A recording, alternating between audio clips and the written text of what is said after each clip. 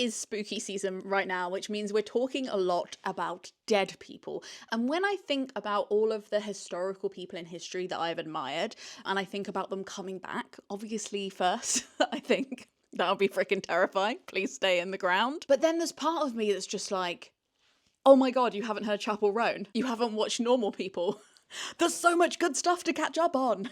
So I thought, as a little bookish treat for the channel, I would cozy up and talk to you about the books I would recommend to some historically incredibly dead people if they were to come back. I was about to say if they were to come back and ask me for a book recommendation, but I think that maybe my personality would mean that I would just push the book recommendation on them. I wouldn't even give them time to ask. I'd just be like, Diana, this is for you. So without further ado, let's start with the first person on my list, Jane Austen herself. Now, with creative people that have had derivatives made of their work, I have to question whether that would be the first thing I would put in their hands. And when it came to Jane Austen, I decided no.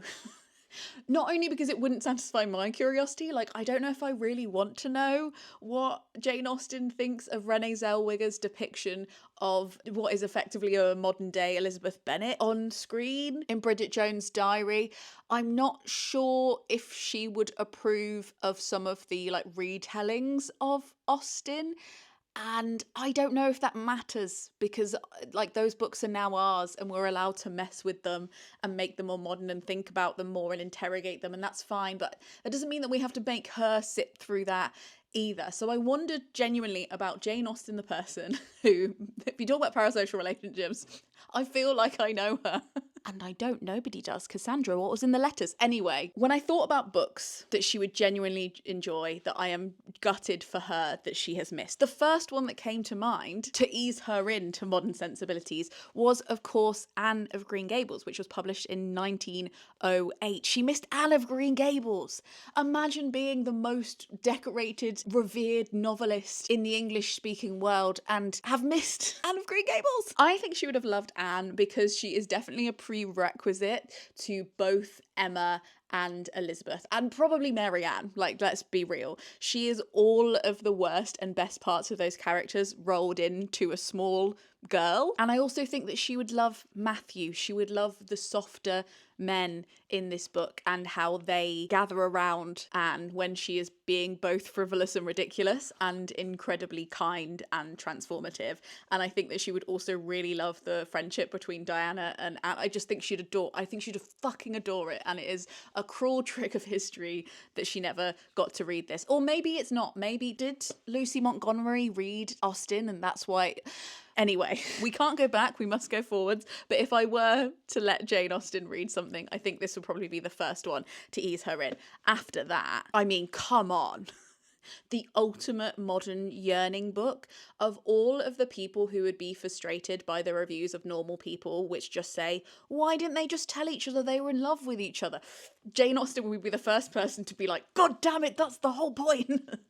Like, that's the problem with modern life. That is one of the great tragedies of love. Not always that you're ripped apart by class, by families, by circumstance, but you're also often just ripped apart by your own mortification, your own inability to get over your own ego and your own insecurities. And I think for that reason alone, she would lap this book up. This book is part of a category on my bookshelves called Yearning.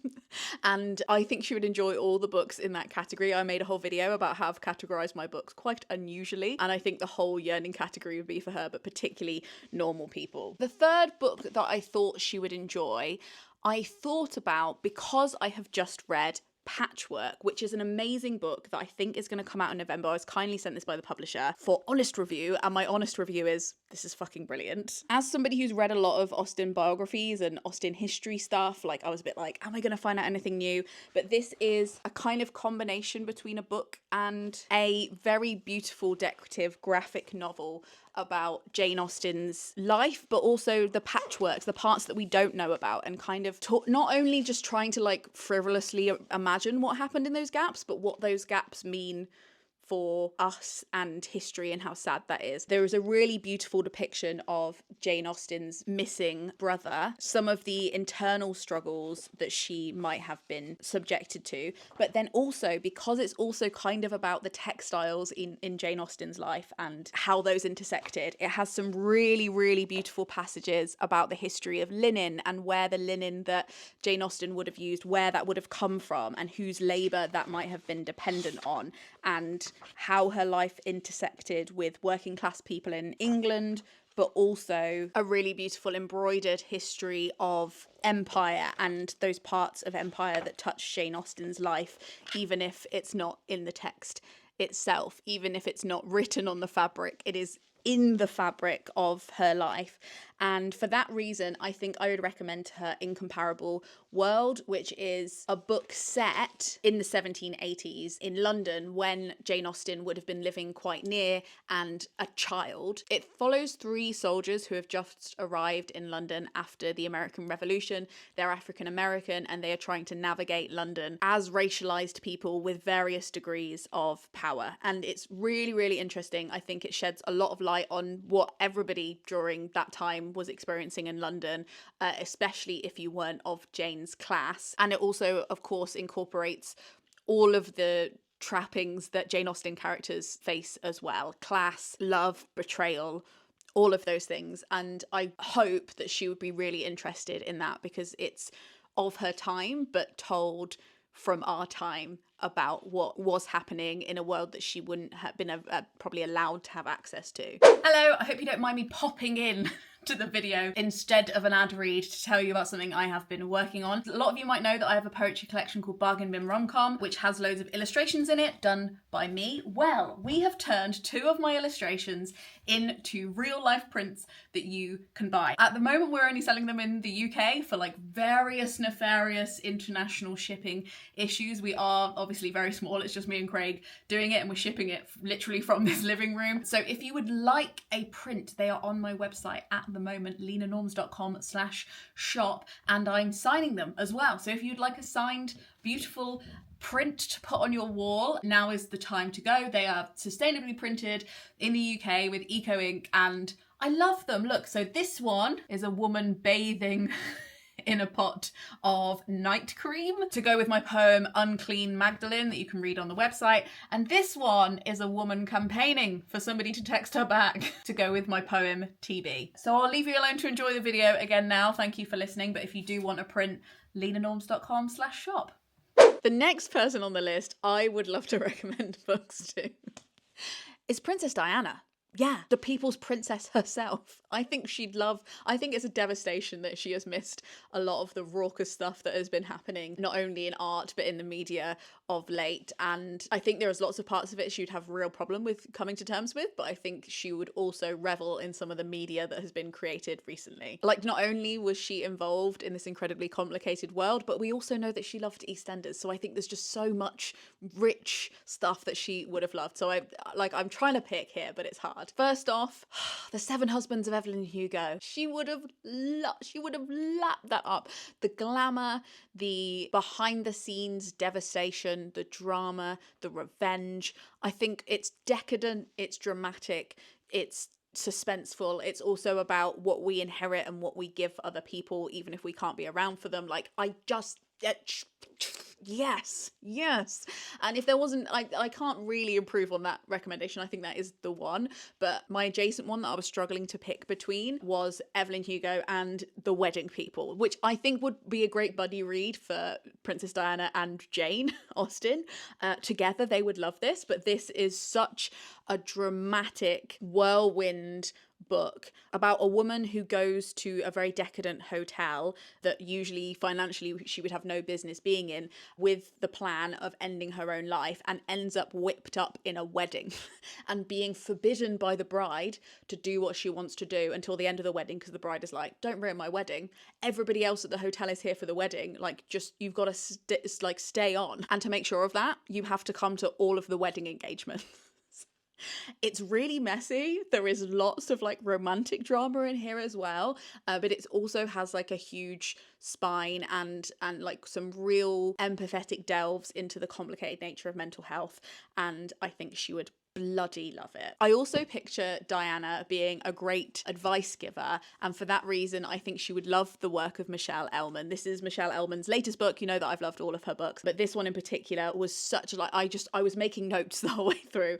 This is called Bad Friend: Why Friendship Breakups Hurt and How to Heal, and it's a really emotionally intelligent book about how we relate to other people and how we care for other people and how complicated that can be sometimes. And I think when it comes to like Diana and trust, Diana and relating to her family, I think that she would have really appreciated some of the advice in it, and I think she'd agree with a lot of it. I think she'd co-sign off a lot of the stuff in this book, whilst also just shaking her head at all of the text etiquette and all of the like complicated ways we have found to try and complicate what should be very simple friendships by all of like the digital sphere as well. I think she'd just roll her eyes and be like, get off your phones, ladies.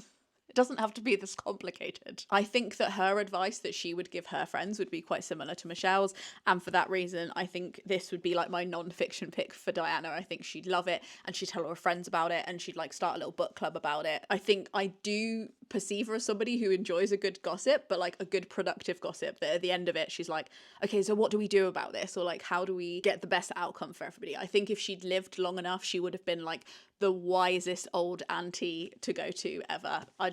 Anyway. And then finally, I personally think she would really have enjoyed this book that just came out called Girl Dinner by Olivia Blake. I've got the proof and it says good girls deserve a treat on the back.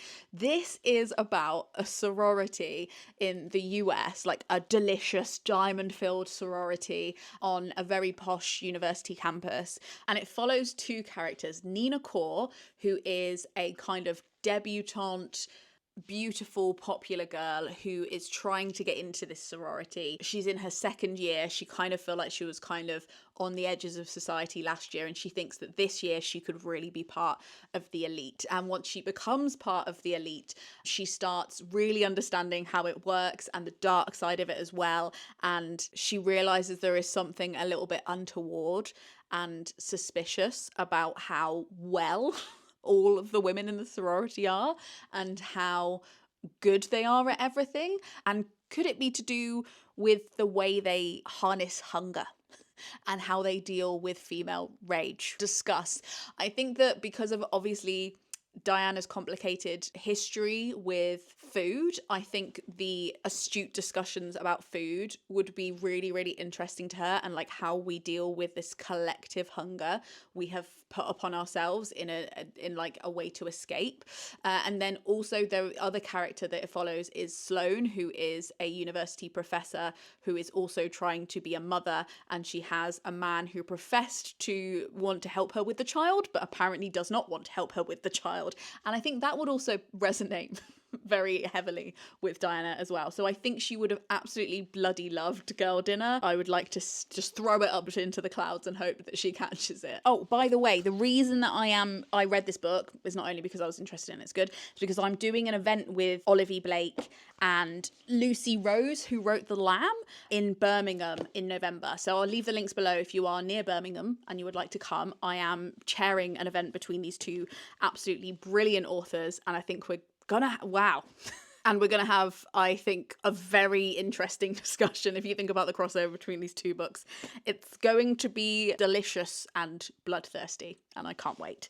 And then finally, the final dead person I would like to give some recommendations to would be Frank L. Baum, the author of The Wizard of Oz and the prerequisite to one of my favourite books, Wicked by Gregory Maguire, on which the musical is based. And I just think that I would love, because he has this Dorothy, like he has all these characters, like he has like Glinda and Elphaba, or what he calls the Wicked Witch of the West, and he has Dorothy, and he has Auntie Em. He has all of these female characters, and he also has like an interesting history of like interacting with women in his life. The Wicked Witch is supposed to be based on his sister-in-law, who he really respected. I think that I would give him some of the female writers in his field that have been doing stuff since he died. And I really hope that he would be really interested in it, because I think it's really bloody interesting. I don't think I would give him the works that are derived from his works. I don't know if I would give him Wicked. Not at first, at least. Like, let's just let him adjust to being undead again. So first, I would love to hear his opinion on Suzanne Clarke's Piranesi. This is a wonderful fantasy book about a man who gets trapped in an endless house of pillars and corridors and suspicious statues, and in the absence of a yellow brick road, trying to find a non-linear way out of there by solving the puzzles that he comes across and his own like mental instability. I think he would love the fantastical elements of this, and I think he would really enjoy it. A more simple one that I think he'd really enjoy cozying up with is A Psalm for the Wild Built, which is one that you all told me to read.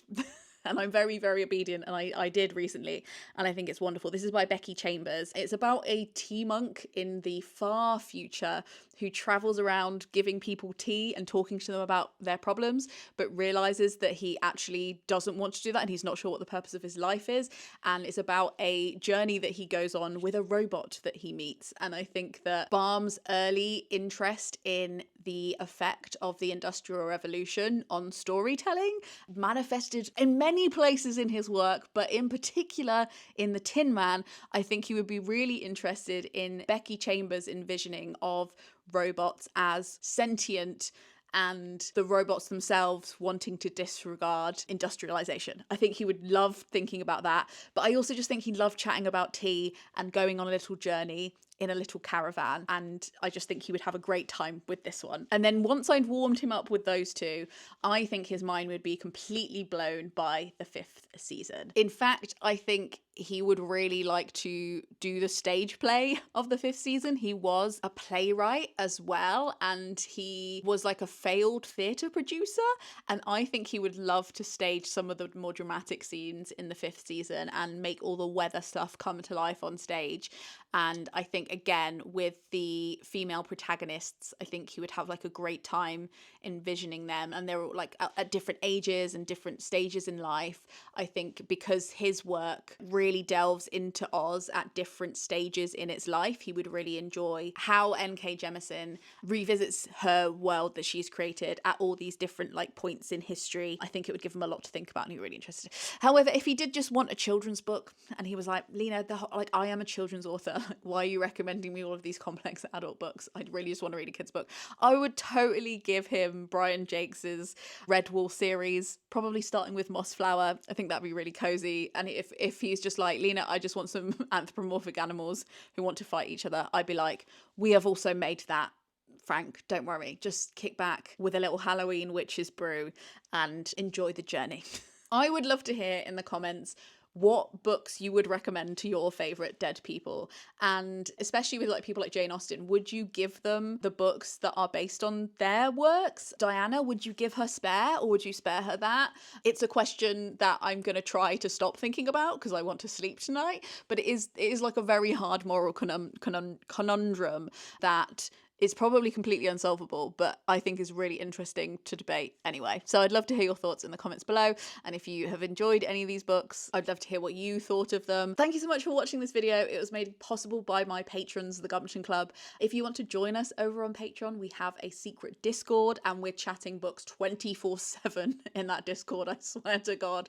It's all we talk about. And we also do read-alongs and stuff like that as well. So if you're interested in connecting with a community of people who also love reading and being wholesome, but also aren't afraid to talk about the planet and the other stuff that's going on, I would highly recommend getting in that Discord. It's literally my favourite place to be on the internet ever. Thank you so much to them for making this video possible. Happy Halloween. Frog Snog out.